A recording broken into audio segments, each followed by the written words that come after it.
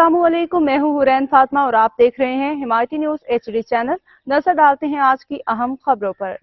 रमज़ान मुबारक में मुस्लिम league colony number 2 के मकीन पानी को तरस गए। रमज़ान मुबारक के मुक़द्दस महीने में मुस्लिम लीग कॉलोनी नंबर 2 के बासी शदीद पानी की किल्लत का शिकार हैं।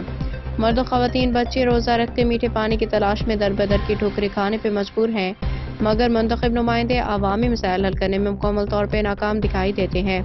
मुकामी अफराद के मुताबिक कई बार हुक्काम को सूरत हाल से आगाह किया गया है, लेकिन वो महज सर हिला के खामोशी इख्तियार कर लेते हैं। इलाका वकीलों ने कहा कि भैंस कॉलोनी के मुख्तलिफ गोठों खसूसन जुमा हिमायती गोठ में पानी की शदीद किल्लत है, जिससे खवातीन को सबसे ज़्यादा मुश्किलात का सामना करना पड़ रहा है।